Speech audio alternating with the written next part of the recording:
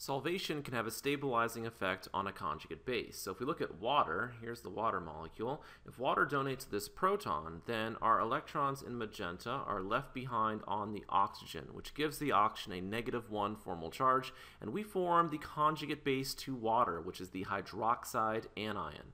The hydroxide anion can be stabilized by our solvent. So if water is our solvent, let me go ahead and draw in a few water molecules here. So here is one water molecule.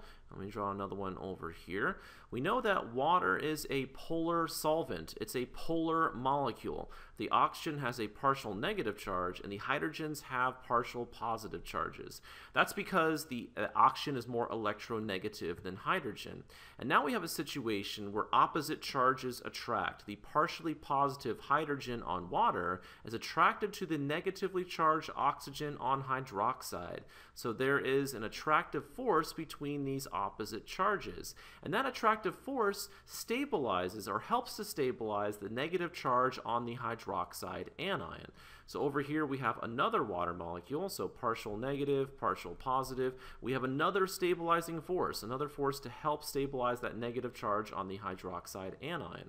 So the more water molecules you have, the more solvent molecules you have solvating your anion, the more stable the conjugate base. So if we look at our four compounds over here, so water, this proton on water has a pKa value of approximately 15.7. For ethanol, this proton has a pKa value of about 16.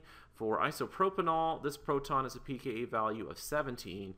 And for tert butanol, this proton has a pKa value of about 18. The lower the pKa value, the stronger the acid. So water is the strongest acid out of these four because water has the lowest value for the pKa.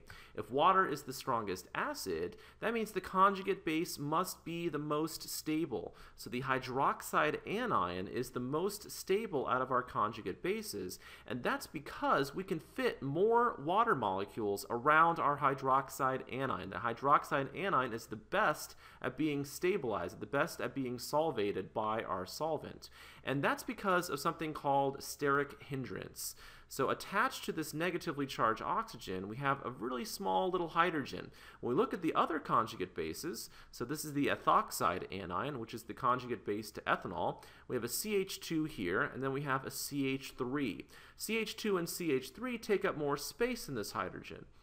Right, as we go down, we see even more stuff, even more steric hindrance. This carbon right here is attached to a hydrogen. It's also attached to a CH3 and a CH3. So we have even more stuff to get in the way. And finally, for our last conjugate base, this is called the Tert butoxide anion. We have a carbon attached to a CH3, a CH3, and a CH3. So even more stuff to get in the way. And that steric hindrance, those bulky groups, prevent the interaction of solvent molecules with our conjugate base. So if I draw in a water molecule here, so there will be some stabilization, right? We know oxygen is partially negative. We know that hydrogens are partially positive. So there is an attractive force between our opposite charges, and that would help to stabilize the conjugate base. The problem is these bulky CH3 groups prevent a lot of water molecules from being able to stabilize this conjugate base. And that means that this tert butoxide anion is the least stable conjugate base. As we move up in this direction, right, we're decreasing in steric hindrance. We go from 3 bulky methyl groups to 2 bulky methyl groups to 1 right here, and then finally to this hydrogen. So we're decreasing in the steric hindrance. We're increasing in the ability of our solvent to solvate our anion and stabilize our anion. And therefore, the hydroxide anion is the most stable in our solvent. If this anion is the most stable, that means that water is the most likely to donate its proton. And that's why we see the lowest value for the pKa.